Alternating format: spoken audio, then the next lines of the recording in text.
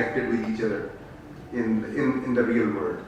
So this is the important thing which I'm emphasizing, is that we have to work on this. This is my last slide of the explanation, but this is here I will explain you how the things are working, how the career is developed in geoscience.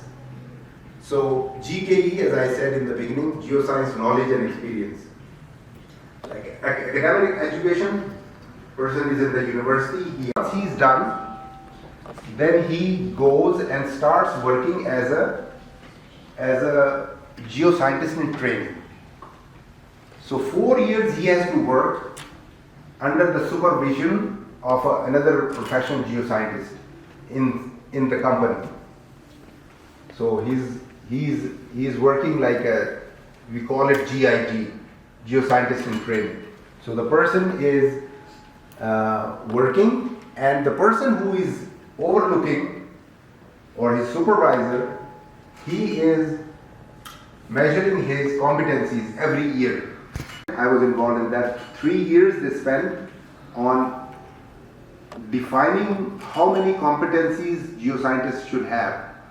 So they come up with 29 competencies in 5 categories. The competencies, this person who is being looked by the supervisors, after 4 years he will come and he will apply for professional license. After 4 years he will come.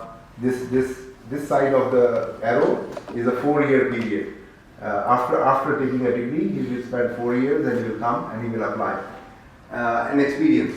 So in experience there are 29 competencies. So the person will, his supervisors, they will become his referees. So there is an automatic system. The person, for example, my supervisor, I have worked with him for 2 years.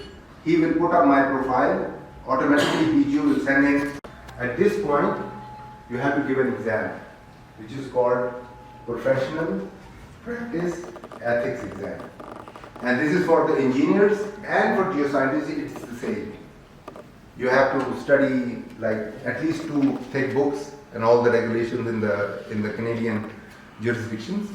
And then you go. Passing marks are 65 and have three times, you can give a 3 chances and then you can qualify. Who conduct these exams? Oh, these exams is all there. You become a master, you become expert, and then you become a leader. So this is how your career will go on. Game is over. And, I was kind of a lenient.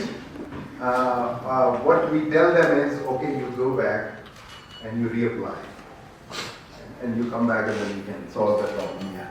I think the point you made is very interesting. So I think in the real world as well, the first part of your life is about your knowledge base. Once you enter in your professional base, then you start from beginning, mastery, expertise, and leadership roles. So if you relate to other parts of the business, we use leadership or expertise, we call it SMEs or PTs. SMEs, yeah. And then you, when you're in the beginning or mastery, you are a senior or a lead or chief in that part.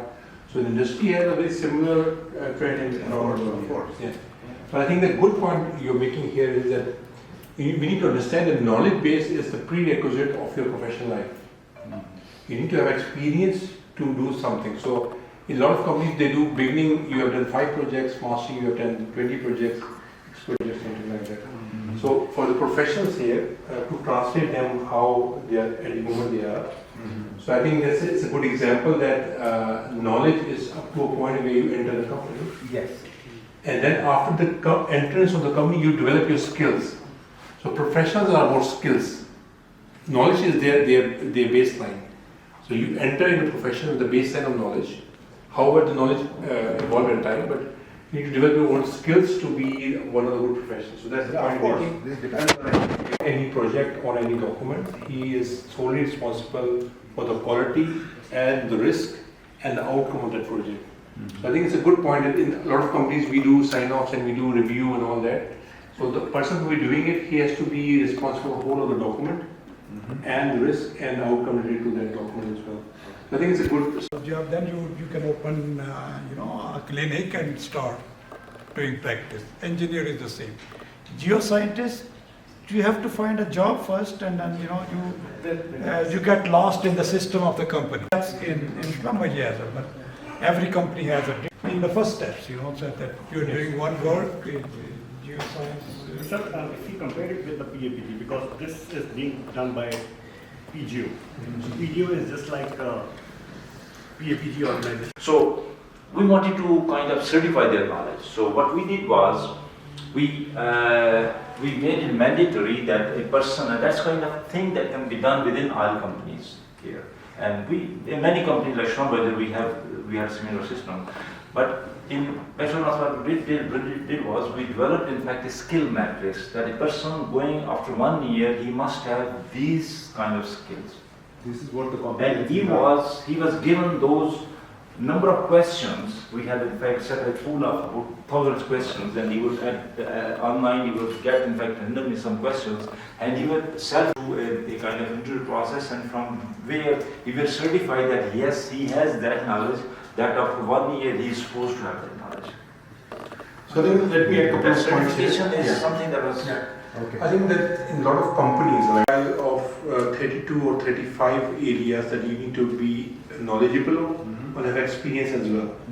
And that has to be related to any project which is evidence-based. So you need to submit your presentation or work done on each part of the discipline.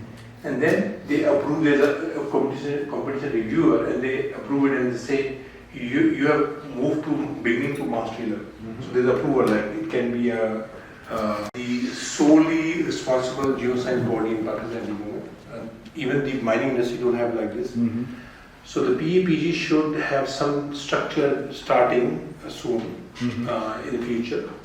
And then start putting this together on two areas of business. One is the public interest and one is the government regulation as well. So you showed us a couple of things. One is the public interest thing, which is critical for us to be a professional geoscientist. There's no certification of professional geoscientist. However, there's a body for medical and there's a body for engineering as well. So we need to form a body with the reason. There's a couple of reasons. So in Canada or US, they have a very big base of oil and gas and mining profiles for companies or business. So that's why the business is big. So they have to regulate in certain ways. Pakistan is relatively a smaller industry, but however, I think it's a good thing to start with. I think what we'll do is we'll put a proposal from PAPG side across we have about 1,200 members. And we start with a very basic one, that anybody who registered in PAPG should have a certification from us, submitting his degree first in area of expertise, and then we will put a competency profile. I was the competency manager for Shell as well, so I understand the whole process, so I can put it together in matrix. But I think we can start from here. I think it's a good point, and then we can share that with the government as well. I think that the organization we have is PEPCA, where the oil and gas companies, there's a forum, they put their proposal to the government. So one is the professional forum, which we are as a PAPG and SP, and the other forum is about the regulatory concerns from the company point of view. So I think we can also connect with PEPCA and put it there as well, that all the professionals should be certified or registered, so that tomorrow anything happens, which is the regulation part of it, it can be environment impact or it can be any social impact, the people should be responsible in the companies and in social areas as well.